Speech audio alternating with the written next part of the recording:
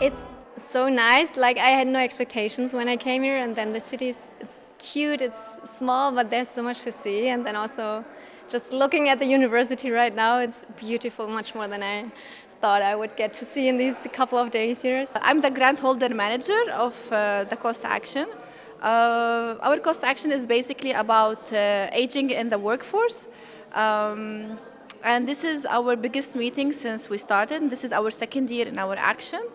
We are very glad to be here in Olomouci, a very nice city. And Palak University is very old and traditional, historical actually.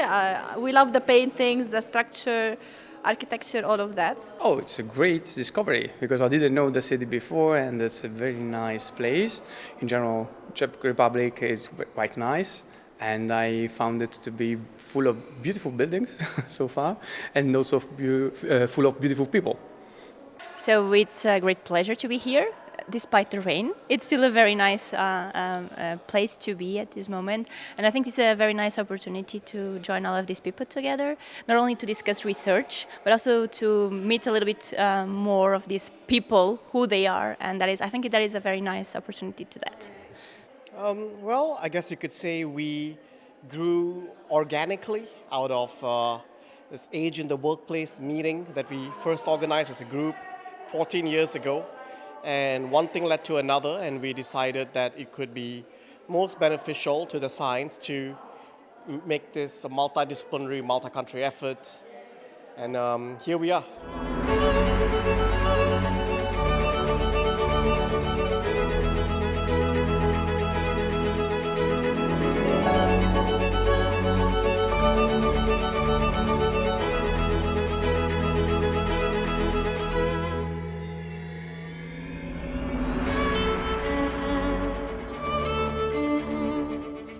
We are trying to to highlight aging from different perspectives, using our 5 work groups, which is one of them is about knowledge sharing, one is about technology in the workforce, interchangeable technology, especially now with the digital era and AI. We have also about after aging, like retirement, early retirement. People don't want to retire like professors in universities. We're trying to make also interventions with policies in the countries on how they are, handling aging workforce in general. So basically that's it. Which is about relationship between technology and other adults, and always in the context of course, work life. Besides being a member in 2 groups, I'm also the science communication coordinator right now. So I'm in charge of the strategy for science communication. This means communicating with the members of the network, but also outside with the stakeholders. And that is I think that's the most important challenge that we have right now, how to reach these stakeholders, how to involve them. So I'm in charge of identifying some opportunities to involve the people in the network, disseminating their work also outside, and then bring the stakeholders to the network. It's on organizational practices for older workers. So my supervisor developed a later life workplace index, is what it's called, a measurement for organizational practices for the workers. And we're developing in very different directions. So internationalization with more than 26 countries, but also developing short forms for the measurement just to help organizations and researchers to facilitate research and also age diverse, good workplace places. My research broadly concerns age in the workplace, ageism. Right? It's a prejudice against older workers, and I look at the intersectionality of that across genders, cultures, and other social groups.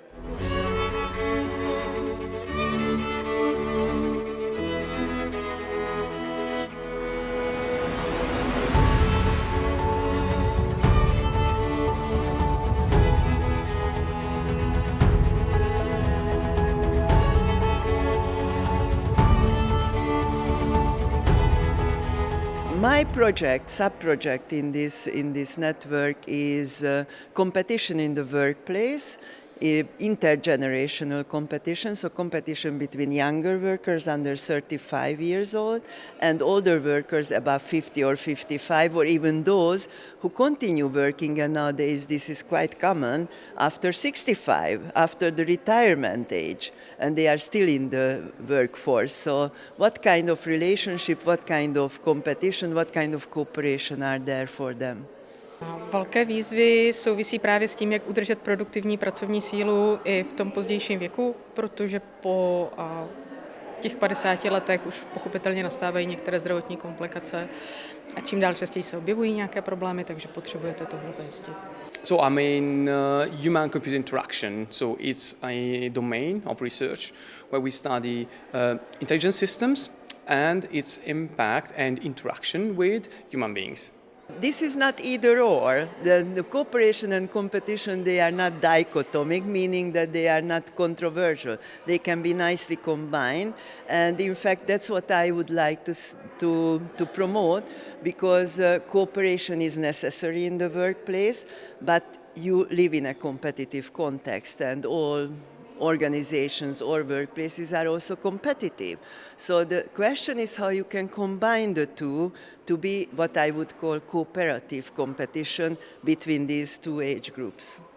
Lidé ve svém životě stráví mnoho času v pracovním procesu, proto je důležité se neustále zabývat, jak pracovní proces působí na lidi, jak oni navzájem působí v tom pracovním procesu, a musíme také se dívat na to, jaké vztahy se vůbec vytvářejí v té pracovní psychologii, na tom pracovišti, na tom oddělení.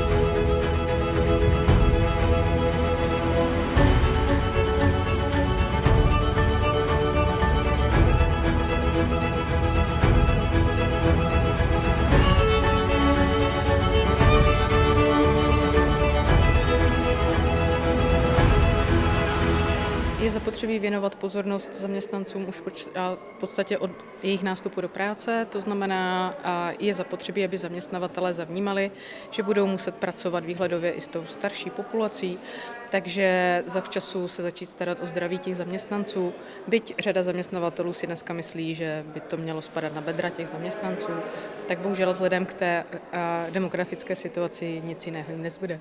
So that's why probably now the trend is to have more and more personalized interactions with technology that can really respond to the specific user's needs and or wishes, so that can provide the best experience. I definitely would recommend for employers to employ older and younger age groups, because they have different qualities, they have different capacities, and it's very important to find out how these can be brought together, because if you say, okay, I want only young people in my workforce, you lose a lot of qualities what you could get from the other group. One tip is just taking the Later Life Workplace Index as a screening instrument to really understand where is the company already doing well, what are areas where they can improve. And there are many topic areas, from organizational climate and leadership, so appreciation, also age openness, having a positive image of age, but also work flexibility, ergonomic work design, health management, and then what many companies try to forget or are forgetting is the transition to retirement, and also what happens when workers are retiring. How can we prepare them for life in retirement? So those are topics that they have to look out for. I can't really say that's our best approach. I think, and we're still figuring out ways to optimize that balance between age groups at work. Aby byly atraktivní i ti starší zaměstnanci pro zaměstnavatele, tak určitě je důležité, aby zavčasu pracovali na svém celoživotním rozvoji. To znamená, snažili se vnímat nové trendy. Třeba v současné době umělá inteligence, je zapotřebí to zavnímat, začít testovat, jakým způsobem to můžou uplatnit ve své práci, a začít to vnímat spíš jako nějaký pomocný nástroj, který mě podpoří v té práci a nikoliv jako hrozbu. I believe it is both a challenge and an opportunity, because the aging workforce is represents a major source of the talent. And if we wish for Europe to progress, we need to optimize the talent of our growing workforce.